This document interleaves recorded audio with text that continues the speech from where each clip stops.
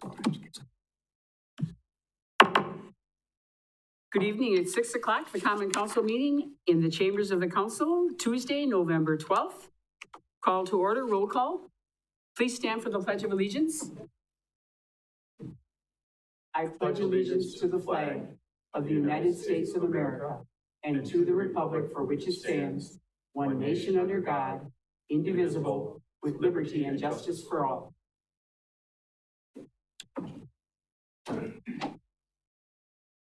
Item C, identify possible conflicts of interest.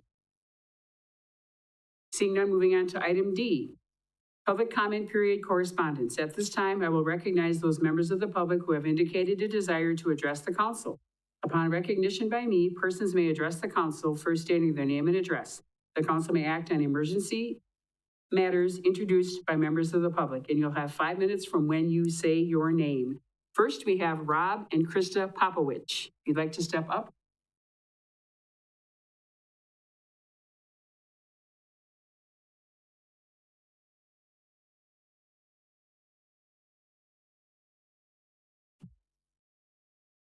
And there's a little button down in front by the base of them. The base of the, yep. There you go. Thank you. I'm Robert Popowich. I live at 306 West Jefferson Street. I'm here regarding a conditional use permit for a fence.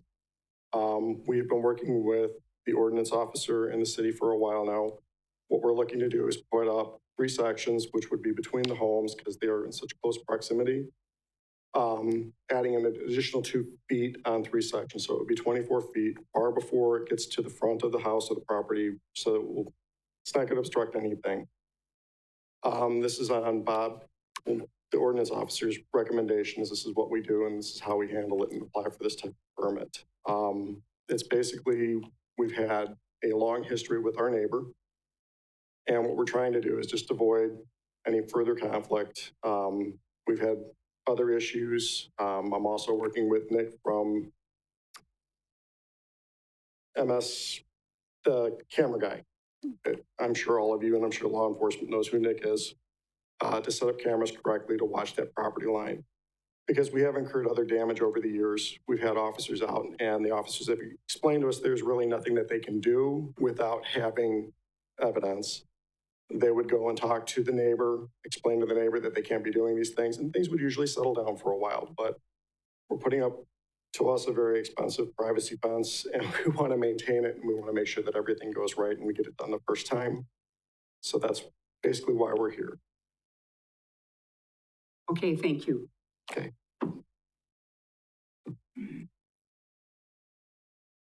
Next, Doris Graham.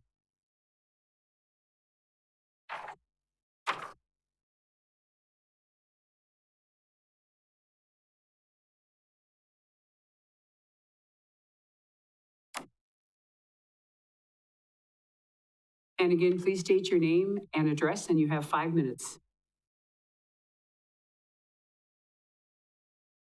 Can you pull?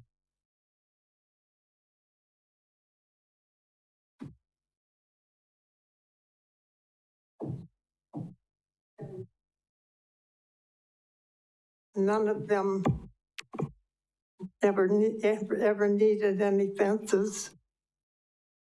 And all of my utilities are buried underground in that 7-foot area from the street to where the gas meter is. And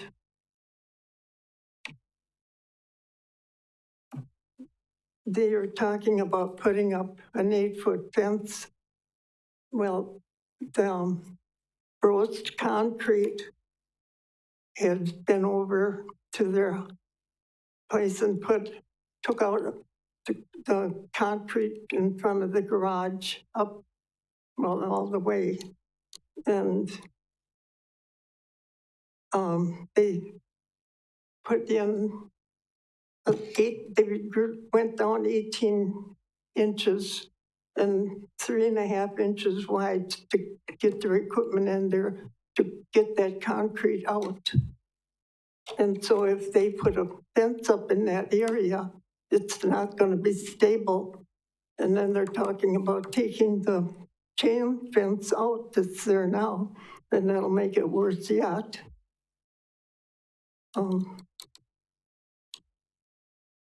I have closed my blinds where they're afraid I'm looking over there.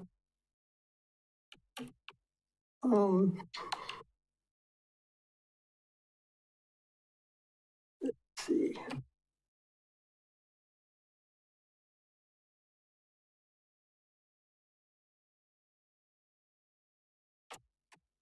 Oh, they had put a fence up on the west side of their property.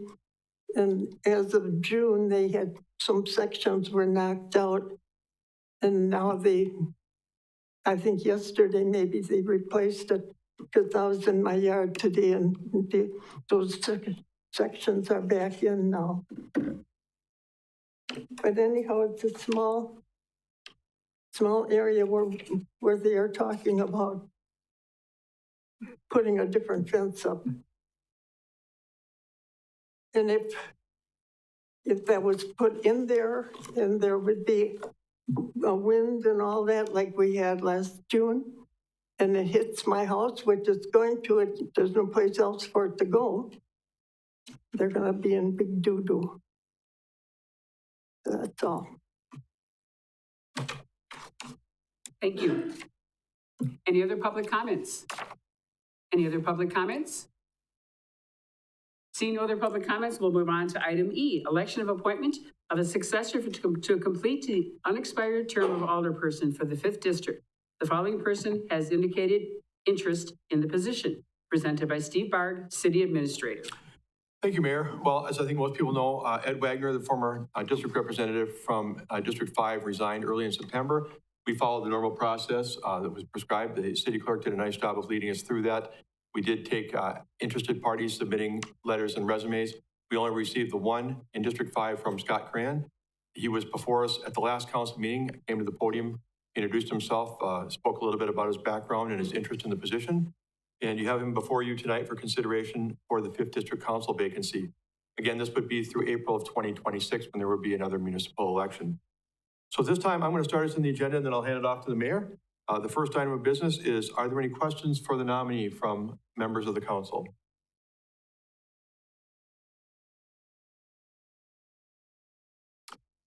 Hearing and seeing none, I would turn it over to you, Mayor, for the rest of the items. Thank you. Item E2, nominations for the Common Council. And we have a motion by Alderman Stauber, second by Alderman Giles. Are there any comments, questions? Seeing none, you have a paper ballot in front of you. Please vote. First, they're voting on the nomination if they're nominating Mr. Cran. Okay. So we have a motion and a second. Please vote.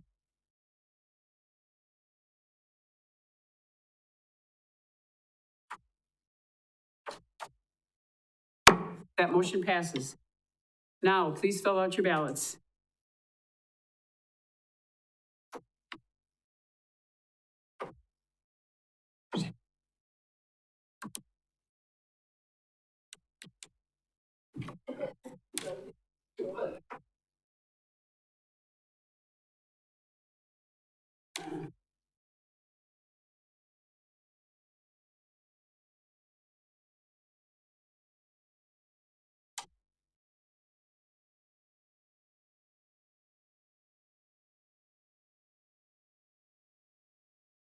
We have a unanimous vote from the council to present Scott Coran as our 5th District Alderman. Would you please step forward to be sworn in?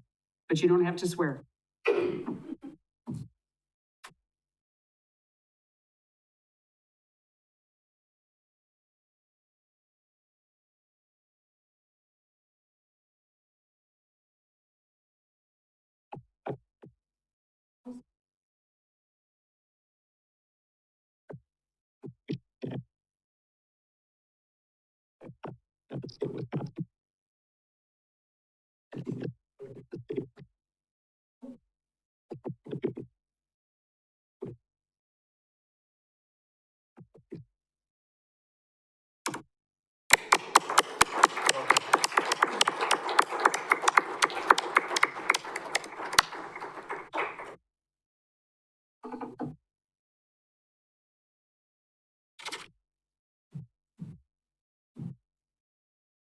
Congratulations, Alderman Karan, District 5.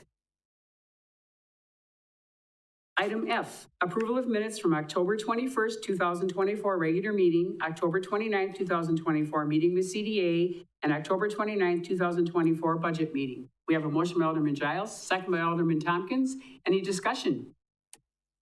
Seeing none, please vote.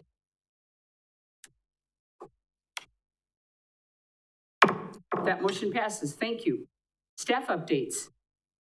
I'm not aware of any this evening yeah, okay, good job. I read it moments ago.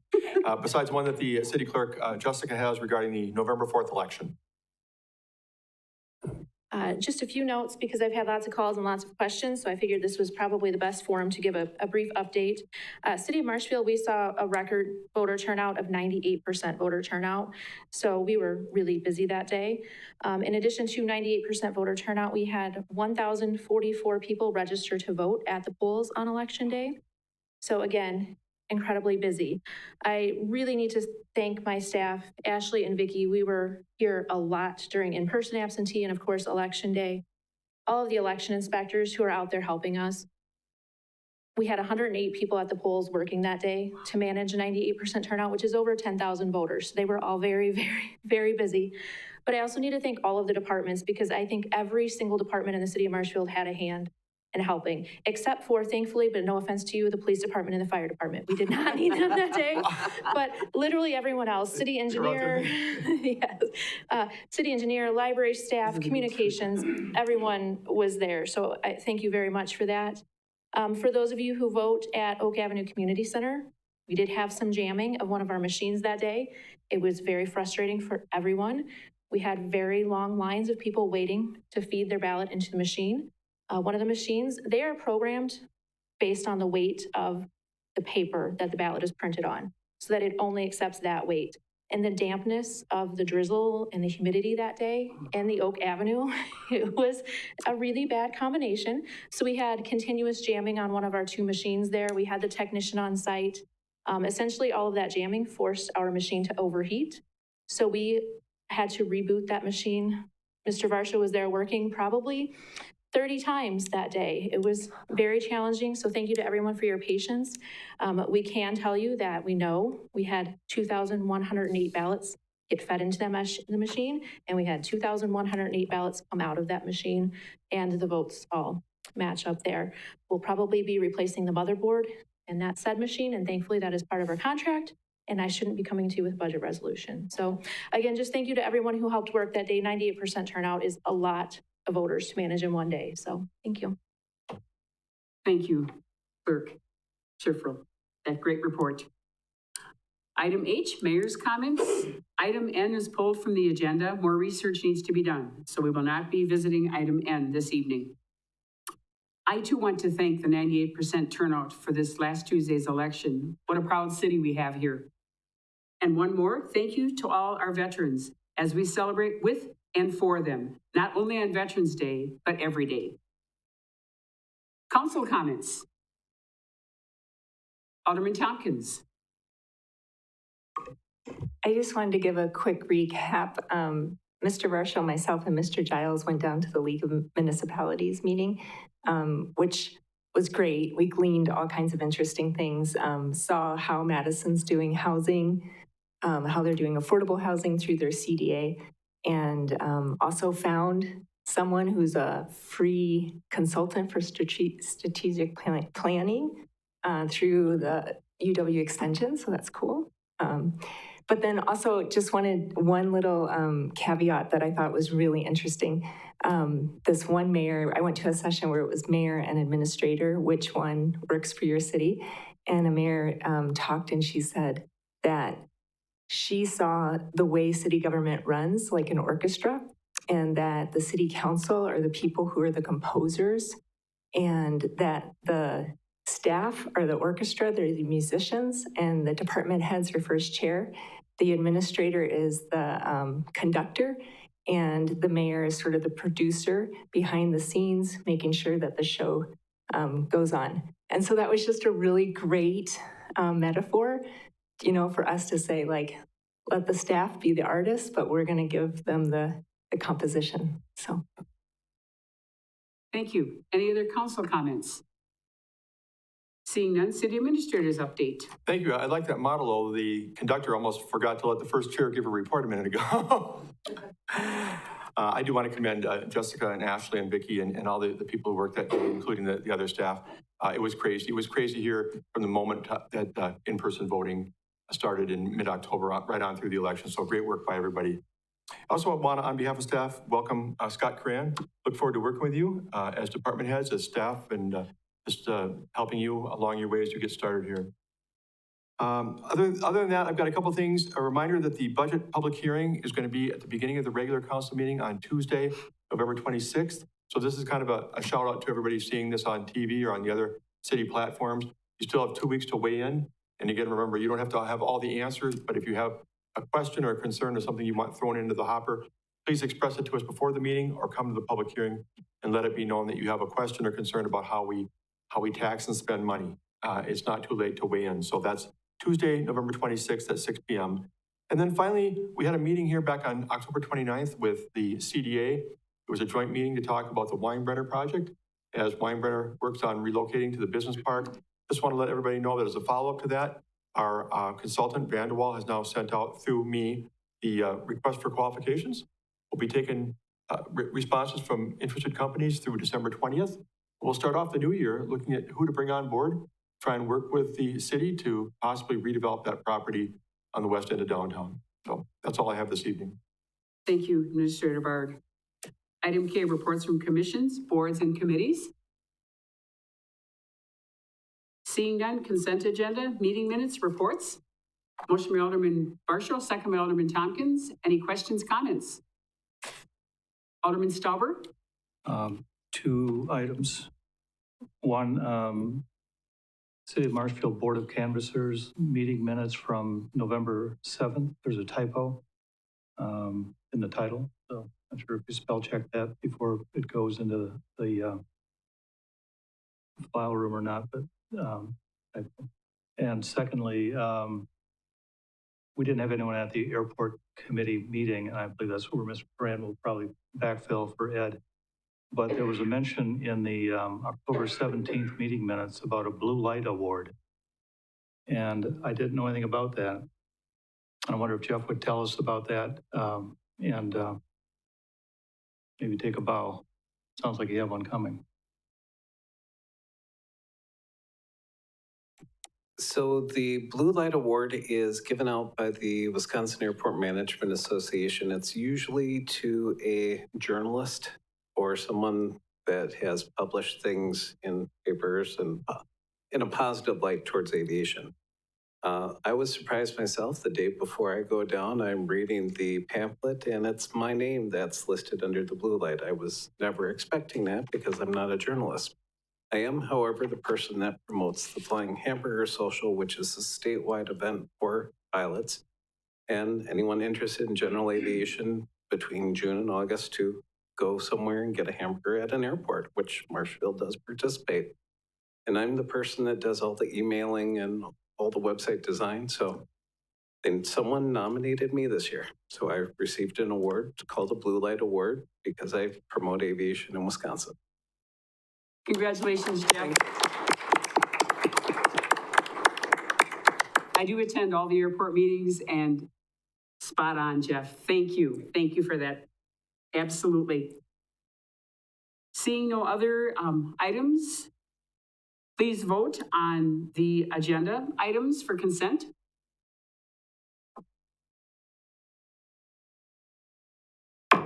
That motion passes. Item M, action taken on anything removed. Nothing was removed. So we can move on to item O. Consideration of conditional use permit referred to council from the Plan Commission's October 15th, 2024 meeting presented by Steve Barg, Administrator.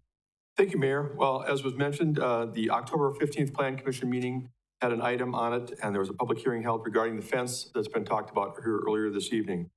At that meeting, there was one meeting of the public who spoke in opposition. That was the individual who spoke earlier. The applicant was not present at the meeting. There was a motion made at one point to table the item and subsequently a motion made to deny, or maybe have those reversed, but those two motions were made and both did not pass. We had 6 members there that night as opposed to the 7 that would be a full body, and the votes failed by a tie vote of 3-3. So there was no recommendation to come forward to the council, as would typically be the process and what's required under Chapter 18 of the city code. So just to give a little bit of background, the property again is at 306 West Jefferson Street. The applicant is looking to build an 8-foot-high fence, not around the entire property, but just on one side. It'd be about 24 feet in length. It'd be a white vinyl fence. There is already a chain link fence there, but the applicant is proposing to take that fence down as part of this project as well. Just to note that 6 foot in height in residential is a typical requirement, but you can go higher with a conditional use permit, and that's what the applicants applied for, to allow for the greater height. So anyway, moving forward, we look at the criteria for giving conditional use, and there are several things we look at. And looking at the 5, you have them in your packet. Is it in harmony with the recommendations of the comprehensive plan? Will it substantially affect in an undue way, an undue hardship or adverse impact on the neighboring property? Does it maintain a desired consistency of land uses? Does it cause a problem with utilities? Basically, I'm paraphrasing here. And do the benefits outweigh any potential negative impacts from the improvement? So again, the intent of this is to be a privacy fence. I think the applicant explained while at the podium, it is to provide privacy with the neighbor next door to maybe mitigate some of the frictions that there have been over time. So under 2017 Wisconsin Act 67, if you approve or deny a conditional use permit, there should be evidence supporting your decision. That should be part of the process, including facts and information. It shouldn't be based upon personal preferences or speculation of any kind. So anyway, for this particular item, the council has really 4 choices. You can approve the permit right here and now tonight. You can deny the permit right here and now tonight. You can table it, asking for some type of additional information from staff or from the applicant, or you can refer it back to the Plan Commission for further review and their recommendation. Since the time as this public hearing was held back in mid-October, the council has appointed Rita Meyer to be the 7th commissioner. So if in fact they have a full complement of members, they would have an odd number. I'm not sure if that is meant to be necessarily supporting the idea of sending it back to the commission. It's just a fact I want you to know. So with that in mind, take any questions, but otherwise we would put it to the council, your discretion as to what to do with this requested conditional use permit. We have a motion on the floor, Alderman Stauber, and your motion is? I would like to send it back to the Plan Commission. Second by Alderman Fire. Alderman Spiros? Yeah, I just have a question. I did not, I apologize, but I did not watch the video of this meeting. But I do have a question about the meeting minutes. It says that Bryce Hembrook advised under Wisconsin statutes that the commission needs a compelling reason to deny a conditional use permit request. So is anybody able to tell me what their compelling reason for the 3 that voted against it, what was their compelling reason? And I'd like HAP to weigh in then on that as far as the legality of that. Yeah, I mean, I was at the meeting as well, and I took the notes that ultimately became the minutes. I think the reason given by the neighbor was basically what you heard tonight. The idea of it being, some issues with the property owner, whether or not they'll take care of the fence in the future, as opposed to not take care of the fence, and some of those types of things. I don't think it was a lot more than that. She has concerns that it'll be kept up properly or not. But I think what Bryce was talking about, and again, I referenced it in my staff remarks, the state legislature passed a law back 7 years ago, trying to firm this up a little bit, because people have had the historical perspective that a permitted use, you can do it, no problem. A prohibited use, you can't do it. A conditional use permit is kind of a gray area where a plan commission and a council can say, we like this or we don't like this. The state kind of came down and said, you need to have a compelling reason demonstrated by some evidence, some data, something to substantiate why you would turn it down. This is a different kind of conditional use permit than a lot of them. The kind of permits that probably prompted that type of, language by the state legislature, or things like traffic. People say, well, there's gonna be too much traffic, or there's gonna be too much noise. I think what they're looking for is to have some demonstrated evidence or reason to believe that there will be too much traffic or noise. But again, this is a different kind of conditional use permit, extending a fence beyond the 6-foot height limit. But there still should be some findings of fact as to why you would, make it your decision. So again, I didn't watch it, so am I hearing you to say that I understand what the neighbor's concern was, but am I hearing you to say that the plan commission took the viewpoint that they're concerned with whether in the future they're going to take care of their fence or not? I think I'll just make a comment and I'll turn it over to the city attorney. Since I was at the meeting, I think and again, I shouldn't be putting words in the neighbor's mouth, but I think they're saying, based upon some concerns they've had about past maintenance over there, they believe that maybe is a picture of what future maintenance might be, and they're thinking that the fence won't be taken care of properly. But again, that's just a subjective comment based upon how well I understood the the neighbor from her previous appearance and tonight. And one of the problems, I didn't specifically, I might have actually seen this video, but I know when talking with Bryce, the problem is that the Plan Commission didn't really make a decision. The way our code is set up, the idea is that there's sort of a hearing held at the Plan Commission. The Plan Commission comes back and gives a report for the council to basically approve this. Ultimately, approval does come from the council. The Plan Commission is sort of the hearing body for this. That record before the Plan Commission is insufficient to have denied this. So there isn't a specific explanation for any one member's decision, but any one member's decision wouldn't be relevant to a final finding by the body. In fact, whatever is happening here, a findings of fact should be presented by any member of this body, or if it goes back to the Plan Commission, for them to consider, here's the factors that we feel are compelling, or here are the factors that we consider make this okay to approve. And right now, just simply because of a lack of detail, and I think really there was not a specific consensus for anybody to present that. So those are not on the table at this point. Now, this body could do that if you chose to say, we're going to deny it or pass it. Somebody could make a motion that I propose that the following findings of fact be made and that we approve or deny it. That would be an appropriate way. You've got some familiarity with this because we do the very similar thing at the Judiciary and Licensing Committee. But that's the problem, and frankly, right now on the record that is before that body, it certainly wasn't done there, and we're treating this as though no recommendation has been brought forward to the Common Council, so now it's back to you to do one of the four things that Steve presented, and certainly one of those reasonable approaches would be send it back to the Plan Commission to do. Alderman Tompkins? Thank you, Madam Mayor. I would agree with the motion that they now have 7 people on their Plan Commission. This is what the Plan Commission does. I would agree that they should grapple with this. And I did watch the meeting, and I agree that we should also have Bryce work with them to turn fence things into variances, to get them out of our code as conditional use and change them. He talked about that in the meeting, how really this fence thing was made before the law changed. So now it really should be, just change it somehow so that we don't have fence things coming all the time. But I don't think this needs to be at the council level. I think taking it back to Plan Commission is the appropriate place. So we have a motion and a second on the floor. Any other discussion? And once again, the motion is, Jess, would you please read that? To refer the conditional use permit back to the City Plan Commission for recommendation. Thank you. Please vote.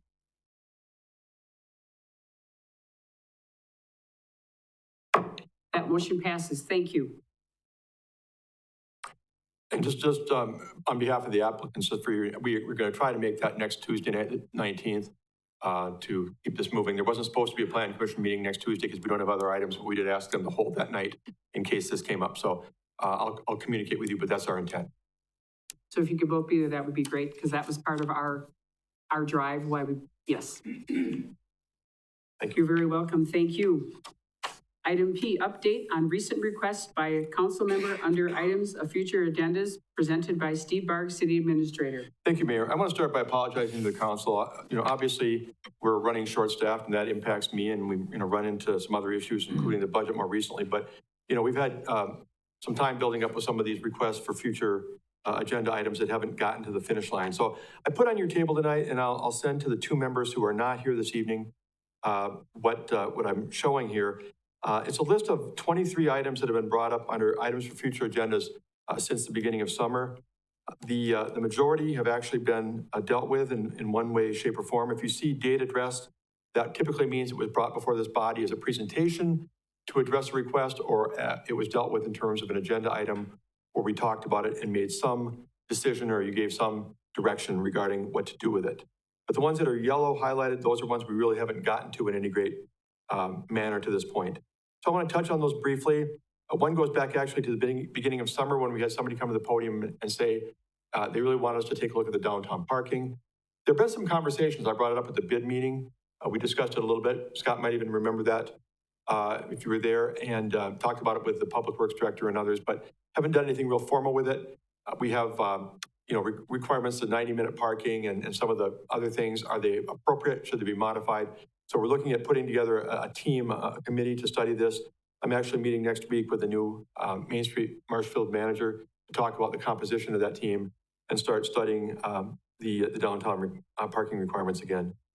Guidelines for public comment that we had in EDB before that group dissolved. We talked about it here a little bit, kind of backed off on anything real strong, but I have prepared something I shared with the city attorney. I'll be looking for his feedback to bring to you, presumably in 2 weeks, I would think, for your review.